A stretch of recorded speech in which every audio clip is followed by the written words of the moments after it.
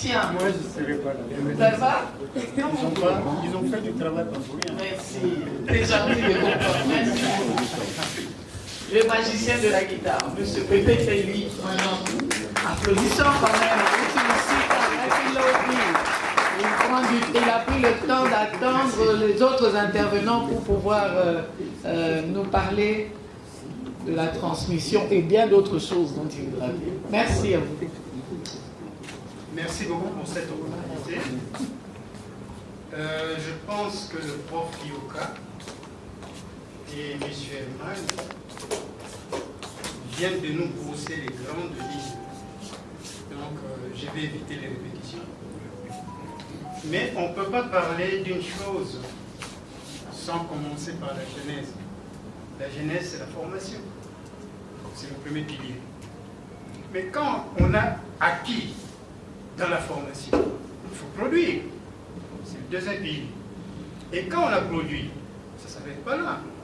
Il faut... Non. Apprendre. On a fini l'apprentissage, il faut créer. Et quand on a fini de créer, il faut produire. Et après la production, il faut diffuser. Nous nous retrouvons avec 4 piliers.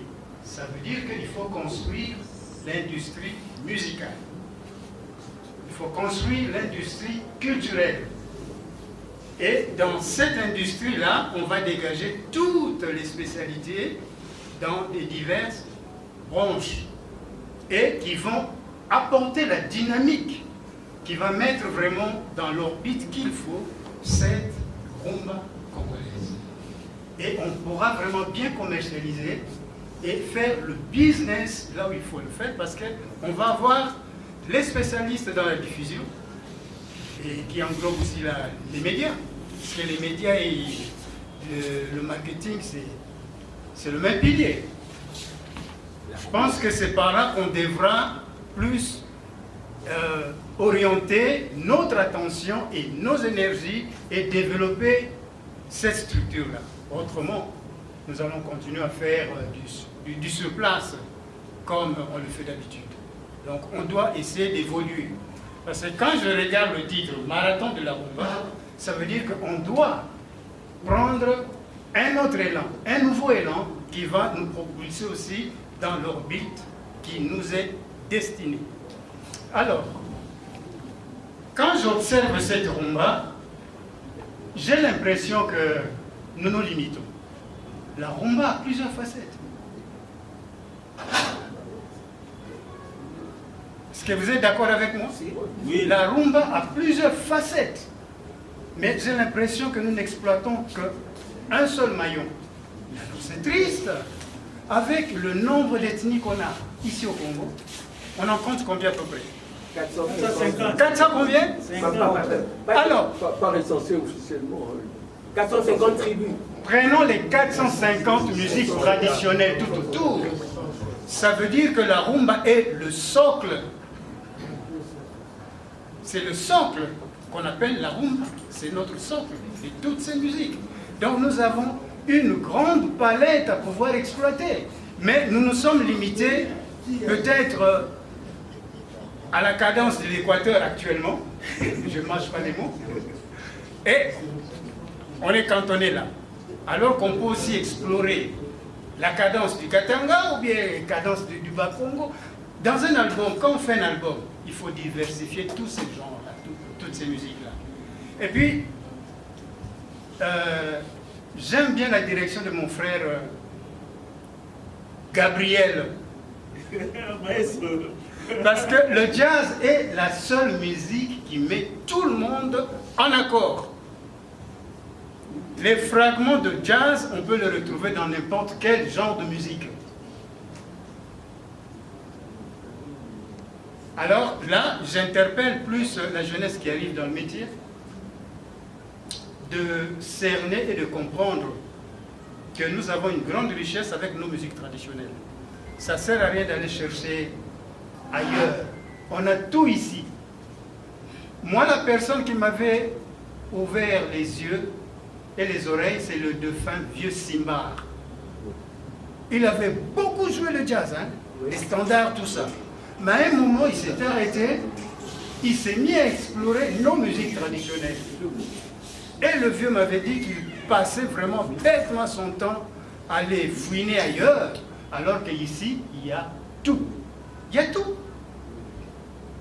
On a tout. Même au niveau de battement de musique, on se limite seulement sur le 4/4 et le 2/4. Alors que le 3/4, ça existe aussi. Le 5 aussi, le 6, le 8, le 12. Hein, on peut exploiter tout ça. Mais on se limite sur... Je ne sais pas si c'est la facilité. Hein. Alors moi, je pense que le moment est venu pour qu'on puisse se réveiller. Parce que depuis l'inscription de cette rumba, si nous ne nous réveillons pas, nous ne nous mettons pas à fond à travailler, à creuser en nous-mêmes, ne soyons pas étonnés, demain, c'est l'homme blanc qui viendra nous apprendre notre propre musique. Et quand on parle de la rumba, c'est pas le synthétiseur, je m'excuse, c'est la guitare.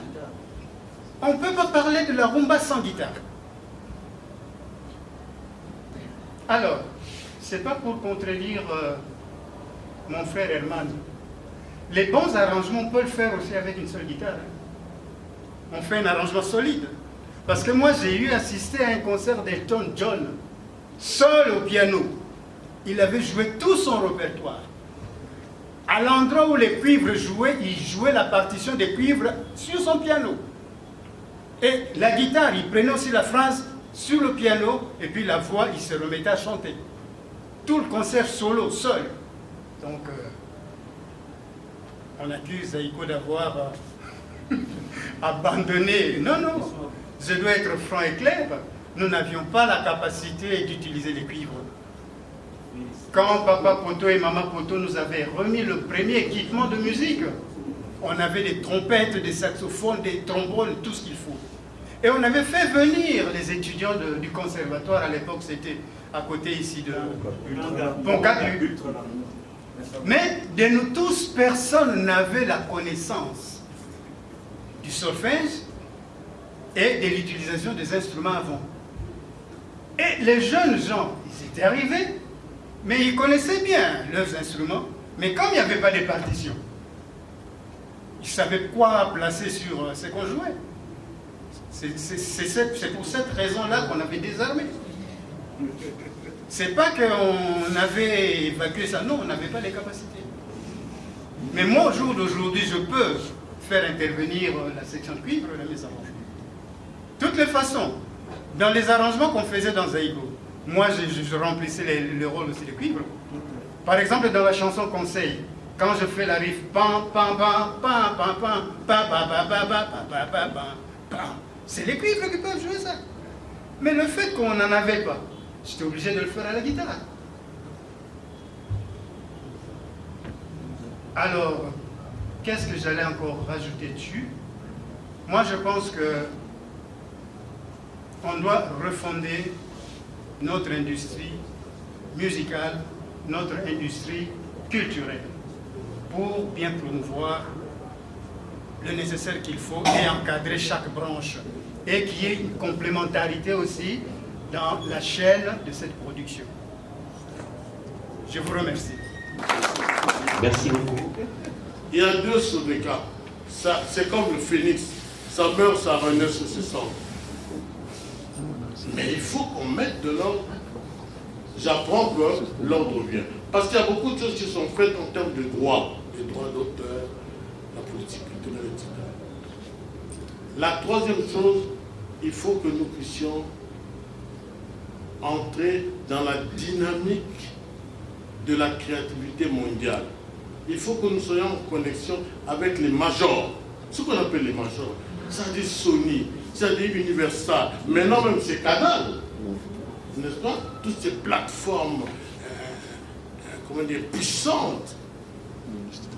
Beaucoup d'entre ces majors se sont installés, je pense, sur le canton de Maguelone, en Côte d'Ivoire. N'est-ce pas? Oui. Donc nous devons passer par là. Ce n'est pas toujours d'aller à Arena qui donne les palmes. Parfois, à côté de nous. Donc je termine en disant que, pardonnez-moi la passion avec laquelle j'ai parlé, mais on ne peut pas parler de l'art sans passion. Je vous remercie. Et il y a un facteur majeur qui a aussi propulsé la rumba congolaise, c'est la création des maisons d'édition. C'était pas des commerçants tout au départ. Il y avait des commerçants grecs et des commerçants belges juifs. Puis c'est les non-juifs qui ne faisaient pas les commerces. C'était les belges juifs et les grecs qui ont commencé. Merci beaucoup. Je voulais poser ceci comme question à Papa Feli, Papa Manokou. Vous venez de dire tout là qu'on ne peut pas parler de la rumba sans la guitare. Parlons de votre propre guitare. Pensez-vous un jour léguer cette guitare au musée de la rumba, pourquoi pas, ou vendre ça au pays pour que les générations à venir viennent apprendre ce qu'a été Papa Manokou? Ça, c'était ma première question. Pensez-vous aussi ouvrir une école où les futurs artistes et musiciens viendront apprendre la guitare? Ce sont là les deux petites questions que j'avais à vous poser. Merci. J'ai plusieurs guitares, alors je ne sais pas laquelle pourrait léguer à la nation congolaise. Mais dans mes idées, moi je pense peut-être que c'est la double manche. Parce que la double manche a une histoire derrière. Parce que c'est une ibanaise. Et quand cette guitare a été fabriquée, il y a eu un procès entre Ibanaise et Les Paul, Gibson. Parce que la forme est textuellement, c'est la même forme. Et c'est Les Paul qui avait gagné le procès et c'était interdit. Et cette production s'était limitée à 5 pièces seulement. Et moi, je détiens une de ces 5 pièces. Bravo. Je crois que d'autres n'étaient pas encore nés. Peut-être celle-là, je peux léguer à la nation. Et que, en tout cas, là, je vais être strict, que la nation fasse bon usage. Je me permets de le dire parce que même ici dans la salle, il y a des personnes qui avaient assisté à l'inauguration de l'école que j'avais implantée à Livoulou, qui a été saccagée, pillée, matériel brûlé. Mon avocat avait monté le dossier jusqu'à ce jour, l'État congolais me doit. Alors je ne sais pas, est-ce que ça peut encore me motiver de refaire? Je ne sais pas. Mais bon, je crois que je peux refaire. Merci. José Willy Lombala, éditeur, promoteur, CEO de cabinet José Le Contact Production. Eh bien, je suis content de revoir mon vieux, mon ami, Pépé Feli, les magiciens. On me demande encore d'applaudir.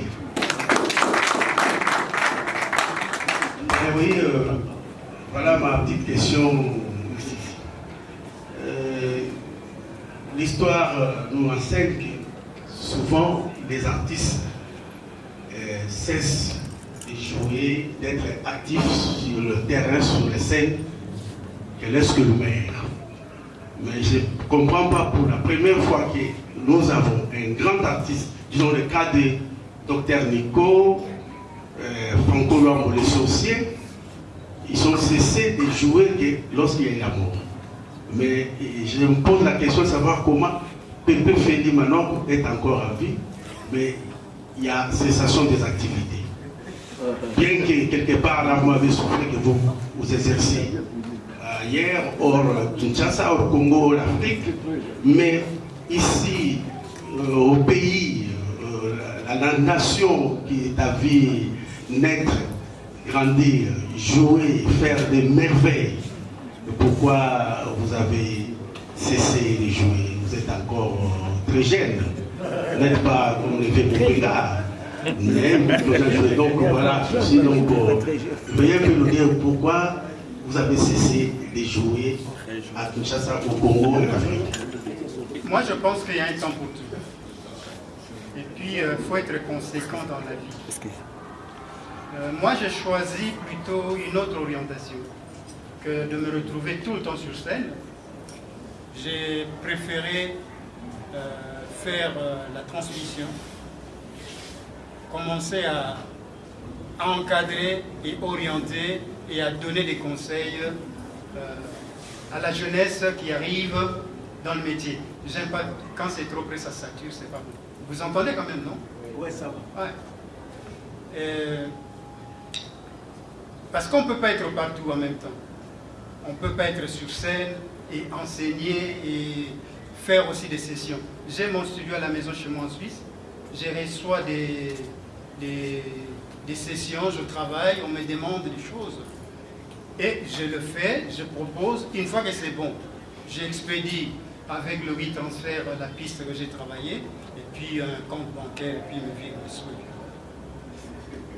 Et puis, il y a un phénomène peut-être qui a modifié aussi les choses dans ce monde. La fameuse pandémie qu'on a connue, qu'on a vécue là, ça nous a créé un nouveau truc, une nouvelle possibilité. Le télétravail. Ça veut dire que moi je travaille en télétravail. Je travaille de chez moi à la maison. Je donne des cours et je fais des sessions en studio, tout ça, et puis j'envoie la piste. J'ai même pas besoin de payer le billet et de me rendre peut-être aux États-Unis ou bien, je sais pas, en Finlande ou en Australie. Non, il n'y a plus besoin. La planète est devenue un petit village. Hein. Donc, je suis actif. Hein. Peut-être que ce qu'il me faut, c'est d'avoir un bon communicant qui va se mettre à parler de tout ce que je fais. Les images, les vidéos et puis les textes. Peut-être que là, ceux qui s'intéressent à moi auront toujours le fil d'idées de tout ce que je fais. Est-ce que ça va pour la réponse? J'ai pas l'impression. Pas du tout. Pourquoi? Mais jouer. Mais oui, je joue. Je joue. Dernièrement, j'étais à Bruxelles avec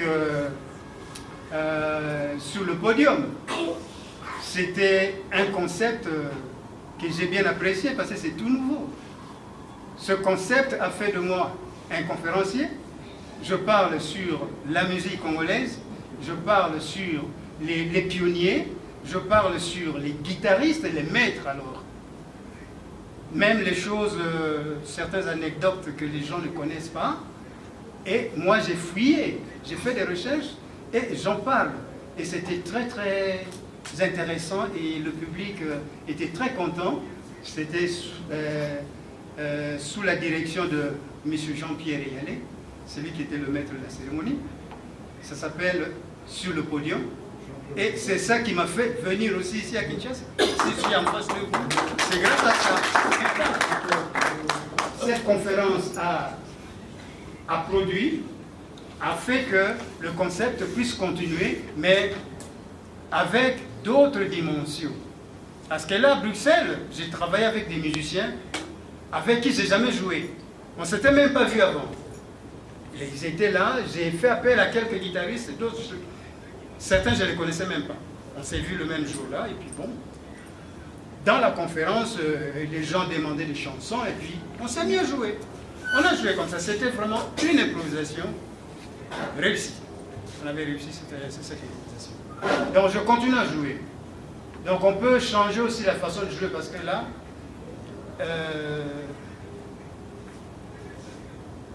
comment dire ça? C'était pas une production où on doit bouger les loquettes ou quoi, non. C'était une production un peu intellectuelle. Hein? Quelque chose qui élève le niveau de compréhension et tout. Je minimise pas les autres. Hein? Merci beaucoup. Nous allons donner la parole à M. Dieudonné de la RTNC. Je vous prie d'être vraiment très bref, parce que nous avons presque plus. Alors, peut-être Madame Kou. Oui, non. Ma première intervention était une contribution. Maintenant, je pose des questions. Merci. Faut pas faire l'émission.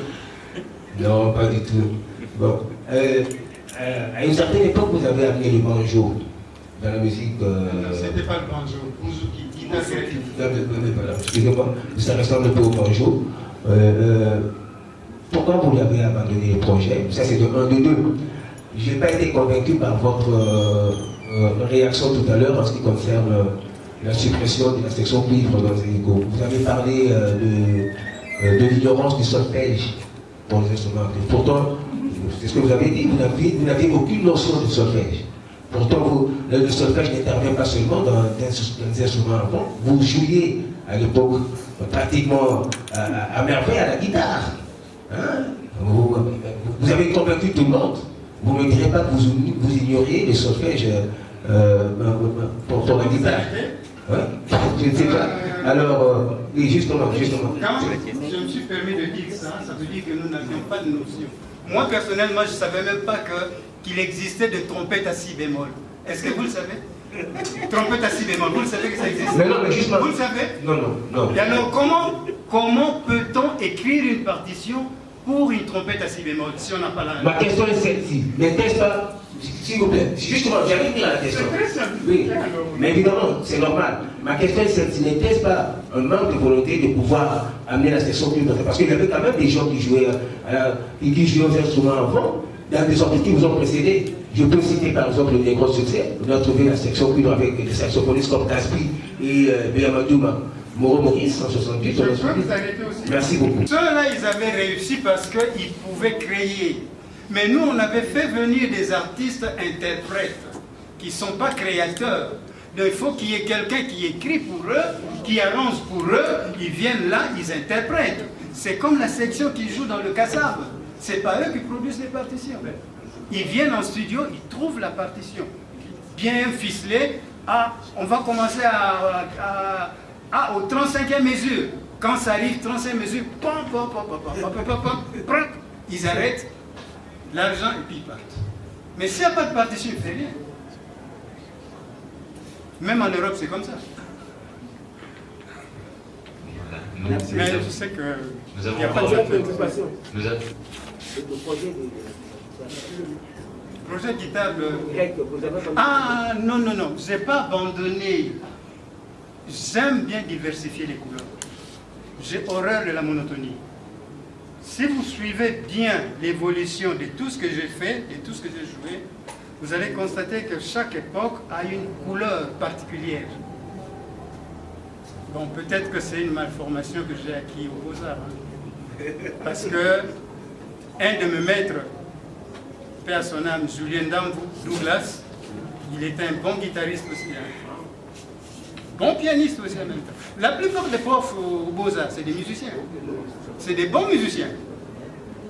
Lui, il n'arrêtait pas de me dire que maintenant, il faut toujours étudier. Toujours étudier. Quand on doit toujours étudier, ça veut dire qu'il ne faut pas être monotone. On vient t'écouter aujourd'hui. Tu donnes un certain accent. On revient demain pour t'écouter, il faut surprendre ton auditoire. Tu ne dois pas refaire la même chose. Autrement, tu seras plus intéressant. C'est ça le métier d'art. C'est ça que j'ai appris dans le métier d'art. Peut-être que la chance que j'ai, que je suis plasticien, et aussi en même temps musicien. Donc ça m'a ouvert les horizons.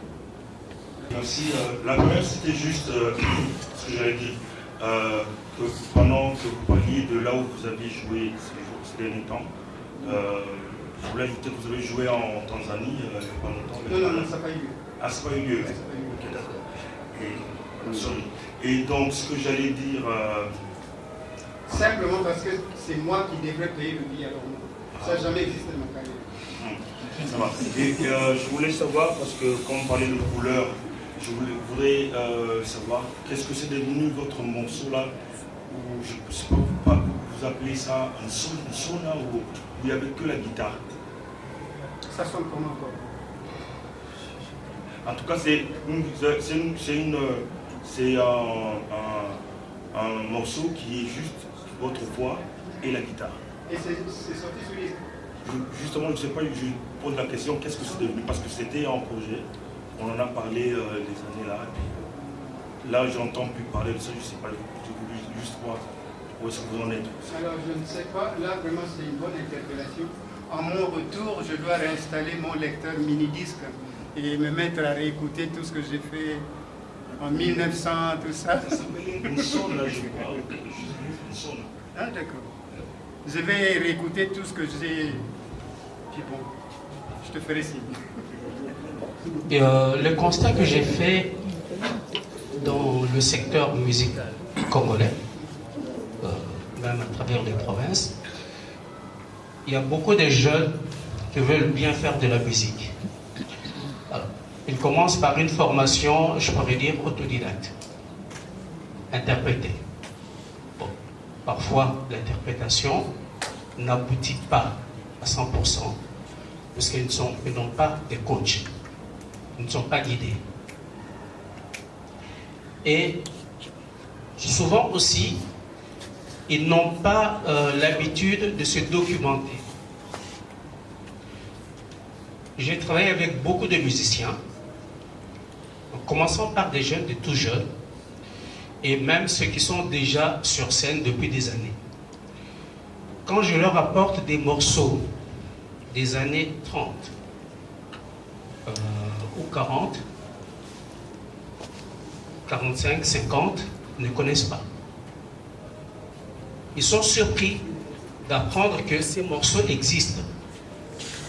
Et le travail qu'on a fait avec Prof Yoka, donc quand j'étais encore à Haut du Conseil, c'était justement de commencer par la source, par le début de la rumba, que beaucoup de gens ne connaissent pas. Alors, quand on apprend mal, on va aussi mal diffuser. Comme vous le savez, aujourd'hui, tout le monde devient maître, maestro. Sauf moi. On vous appelle aussi maestro. Non, j'aime pas. J'aime pas. Non, donc, bon, vous êtes magicien. Voilà, donc c'est plus que ça. Et la crainte justement, c'est que on va continuer à diffuser des fausses techniques, des fausses informations musicales, avec beaucoup de risques de dénaturer notre musique. Vous êtes là en tant que formateur, comment y remédier? Je suis sûr que le travail se fait déjà. Ça a commencé ici à l'INA, avec le festival Rumba Parade. Je crois qu'à la fin de chaque édition, il y a un fascicule ou bien un livre qui a été édité avec les partitions de nos standards de rumba. Et puis, en partition et le texte, je pense que c'est déjà le départ, le point de départ de ce grand travail. Puis il y a un frère aussi qui est à Londres, Coco Kalambay, qui a écrit un livre. L'intitulé de son livre, c'est quoi encore? La guitare, instrument roi de la rumba congolaise. Alors dans ce livre, il a repris des petits...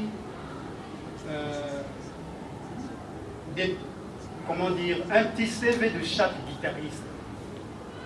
Il est allé à l'essentiel et puis il a relevé certaines partitions de guitare de chaque instrumentiste qu'il a inséré dans ce livre. C'est un bon outil, donc c'est un démarrage aussi. Et il y a Pichen Kambil aussi qui vient de sortir un livre il y a quelques jours là. Moi je l'ai déjà. Et dans ce livre-là, il a repris pas mal de titres.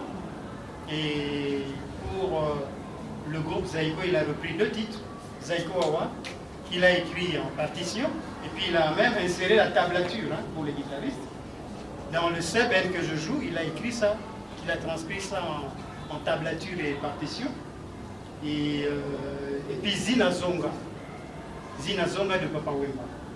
Alors j'ai trouvé très intéressant le fait qu'il a retenu la chanson Zina Zonga de Papa Wemba. Pourquoi? Parce que c'est une chanson qui commence en sol. Non, pas en sol. Là, je raconte n'importe quoi. En do. C'est en boléro. Et puis après, on fait une modulation. On quitte le do et on va retrouver la quinte de cette gamme qui est sol. Et le refrain, c'est en sol. Et dans le refrain, c'est une rumba normale qui tourne, et puis après, il y a un seben qui vient. Dans ce seben-là, il n'y a pas de beat. Le beat Massina Kauka, il n'y avait pas encore. Mais le seben était déjà là. Alors j'ai trouvé très intéressant qu'il ait pu mettre ça sur partition. Ça va aider la jeunesse qui arrive dans le métier de cerner la chose et puis de l'interpréter juste. Et revenons sur ce que vous avez épinglé tout à l'heure. C'est un peu comme dans les arts plastiques. Quand on ne voit pas bien, on interprète mal. Donc il faut bien voir pour dessiner juste. Et puis il faut mesurer aussi. Parce que quand on fait même un portrait, on mesure. Mais tu mesures avec les yeux. Je regarde, par exemple, le prof Gabi qui est en face de moi, je regarde, je constate que le front, partant la base des cheveux jusqu'à la base des lunettes là, jusqu'à la bouche, c'est vraiment, c'est la même distance.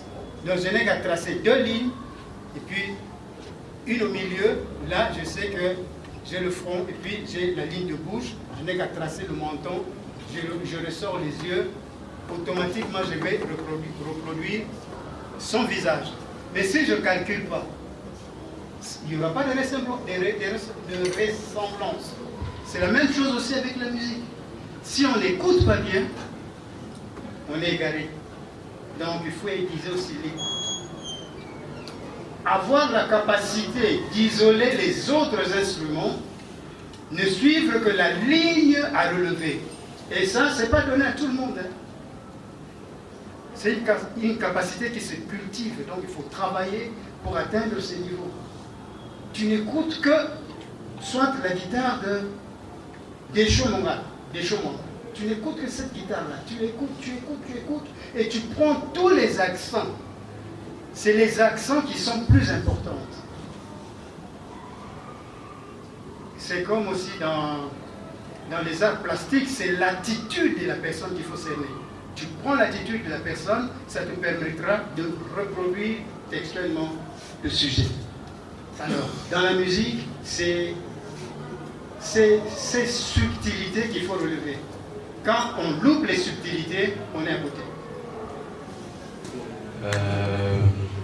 Vous avez, c'est vrai que moi je ne suis pas des années 30, 50 comme on l'a dit tout à l'heure là, mais vous, c'est peut-être un petit témoignage, vous avez marqué notre temps parce que pour moi, tous ceux que je rencontre qui s'appellent Feli, automatiquement ils ont un nom que j'ajoute Pépé Feli. Même mon récent bailleur, il s'appelle Félicien, donc je l'appelle directement Pépé Feli. Donc vous nous avez marqué dans nos vies. Alors, moi ma question, aujourd'hui la musique congolaise va de plus en plus pour valoriser le piano. Aussi c'est avec l'arrivée de l'internet, actuellement d'ailleurs on parle de l'intelligence artificielle.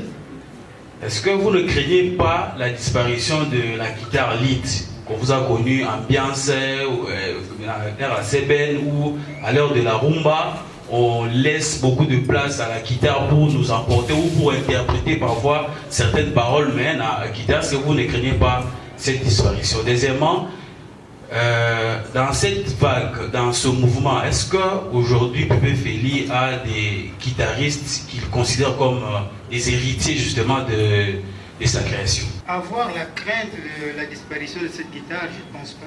Je ne crains rien. Tout peut arriver, hein. Tout peut arriver, bon, ça dépend de ce que nous-mêmes nous voulons. Surtout la jeunesse qui arrive dans le métier, c'est eux qui vont définir la prochaine orientation. S'ils se focalisent sur le synthé, alors ça sera le synthé dont la guitare va disparaître. Mais je pense que la guitare est facile à transporter n'importe où. Hein. Tandis que le synthé, c'est encombrant. Et puis il faut qu'il y ait de l'électricité. Tandis qu'une guitare acoustique, on peut la jouer. J'ai même vu une guitare acoustique, ça sonnait bien. Hein. Donc, et puis il n'y a qu'à rajouter la voix, et puis une petite bouteille ou bien l'éclatement des doigts. On a une musique, hein. Donc ça ne demande pas trop de choses. Moi je pense que c'est question d'être raisonnable pour que la guitare ne disparaisse pas. Merci. Voilà. Nous avons une dernière question de M. Romain. Pardon, je vais rajouter un autre truc. Je vais rajouter un truc dessus. Vous avez des héritiers.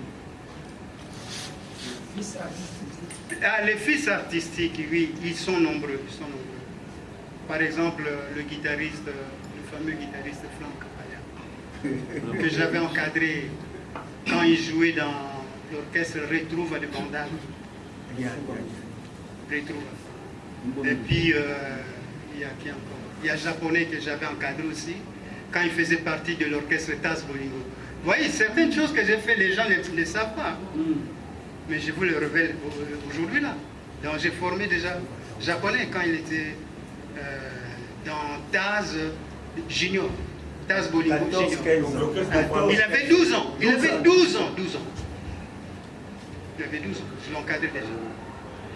Oui, merci, Pépé Félix.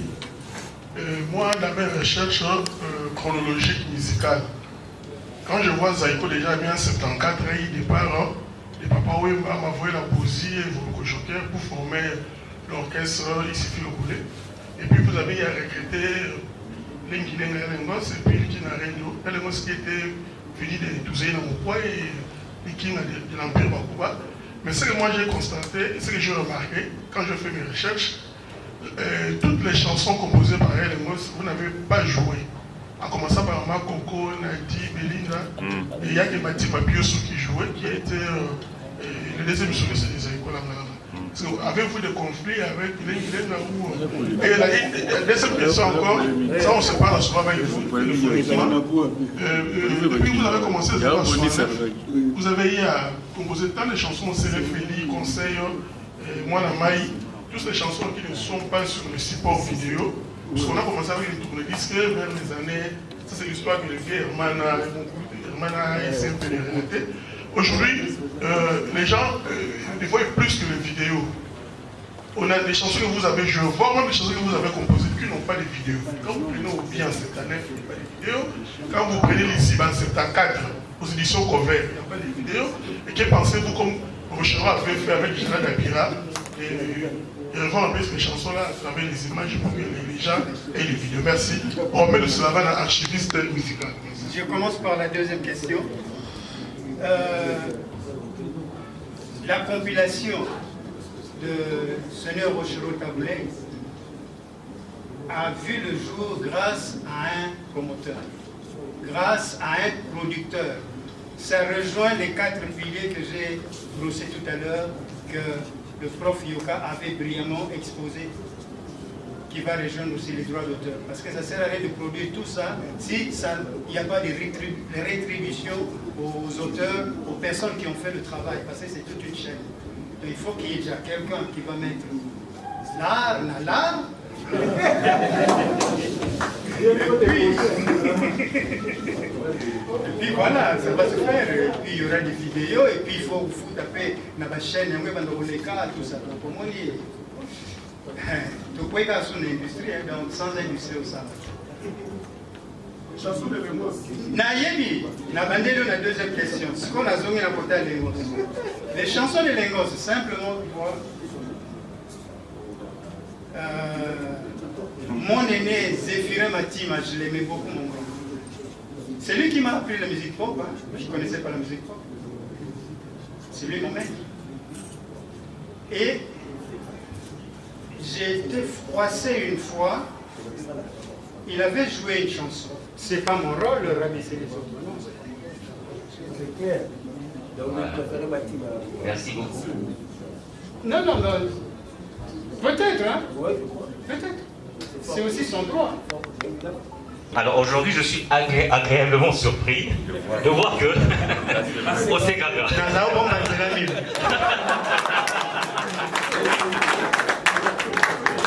Merci beaucoup, Monsieur Alain. C'est notre chef de service marketing de l'Institut des musées nationaux du Congo. Merci. Avant de clore, moi j'ai une petite demande.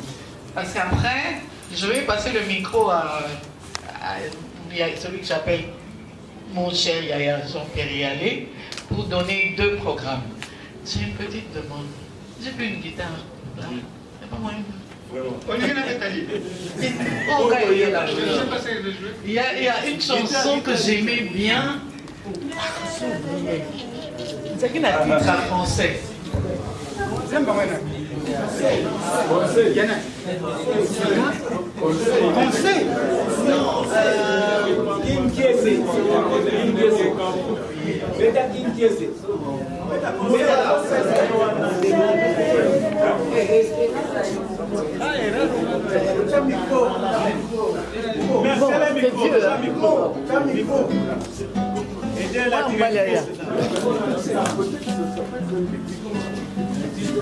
Pardon. C'est bien, c'est bien parti là.